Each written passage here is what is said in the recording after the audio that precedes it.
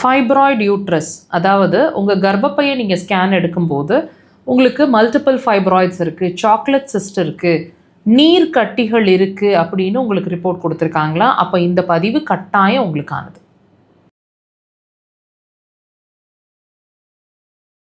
குழந்தை பேறு காலம் முடிஞ்சிருச்சு, அதனால் இந்த கட்டிகளோட கர்ப்பப்பையை ரிமூவ் பண்ண சொல்லியிருக்கிறாங்க, இல்லைனா இந்த கட்டிகள்னால பிரச்சனை வரும்னு சொல்லியிருக்கிறாங்க, அல்லது கட்டிகளை ரிமூவ் பண்ணணும்னு சொல்லியிருக்கிறாங்க.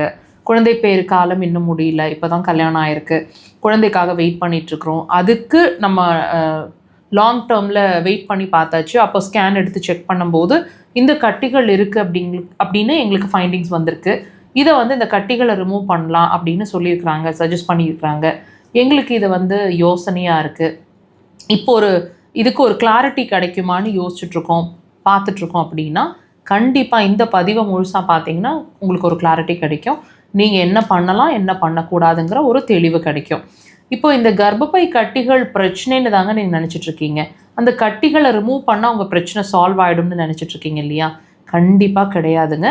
ஒன்று, உங்கள் கர்ப்பப்பையை எடுக்கிறதுங்கிறது நல்லதா இல்லையாங்கிறத நீங்கள் முடிவு பண்ணிக்கிங்க. ஒரு ஆர்கனை ரிமூவ் பண்ணுறது நல்லதா தேவையா இல்லையா அப்படிங்கிறது, அதுக்கான சைடு எஃபெக்ட்ஸ் ஏதாவது வருமாங்கிறதையும் நீங்கள் யோசித்து முடிவு பண்ணுங்கள். உங்ககிட்ட இந்த சாய்ஸை விடுறோம்.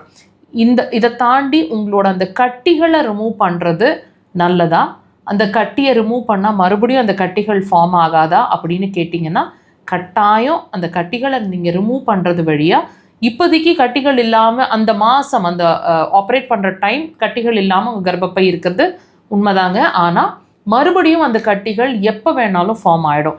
வெரி ஷார்ட் ஸ்பேனில் அந்த கட்டிகள் ஃபார்ம் ஆகிடும். இது ஏன்னு நம்ம தெரிஞ்சுக்கலாமா? நல்லா புரிஞ்சுக்கோங்க. ஒரு பிரச்சனை அந்த இடத்துல வருது, ஒரு கட்டியாவோ ஒரு கல்லாவோ, உதாரணத்துக்கு kidney stone, gall bladder stone, இப்போ இந்த யூட்ரஸில் ஏற்பட்டிருக்கக்கூடிய கட்டிகள் எதுவாக இருந்தாலும் அந்த இடத்துல பிரச்சனைன்னு நம்ம பார்க்கறது அந்த இடத்துல அந்த கட்டியவோ அந்த கல்லவோ அந்த வீக்கத்தையோ தானே நம்ம பார்க்குறோம். அதை உற்பத்தி பண்ணியிருக்கக்கூடிய, அதாவது அந்த கட்டிகளை உருவாக்கின விஷயத்தை நம்ம பார்க்க தவறிடுறோம். இதுதாங்க ரூட் காஸ். இப்போ இந்த கட்டிகள் உருவானதுக்கான முக்கியமான காரணம்னு சொல்லப்படுறது அந்த கர்ப்பப்பை தான். அதாவது உங்களோட யூட்ரஸ் சரியாக ஃபங்க்ஷன் ஆக மாட்டேங்குதுங்கிறதுனால தான் அந்த கட்டிகளோ கல்லோ ஃபார்ம் ஆகுது. உதாரணத்துக்கு இதோட ரூட் காஸ்னு சொல்லப்படுறது அக்குபஞ்சரில் யூரினரி பிளாடர், கிட்னி, இது ரெண்டுமே வீக்னஸில் இருக்குங்க. ஸோ ரூட் காஸை ஃபைன் பண்ணி அதுக்கு ட்ரீட்மெண்ட் எடுத்து உங்களோட பிரச்சனைகளுக்கு பெர்மனன்ட் சொல்யூஷன் அப்படிங்கிறது அக்குபஞ்சரில் சிறந்த தீர்வாக இருக்கும். கண்டிப்பாக ட்ரை பண்ணுங்கள்.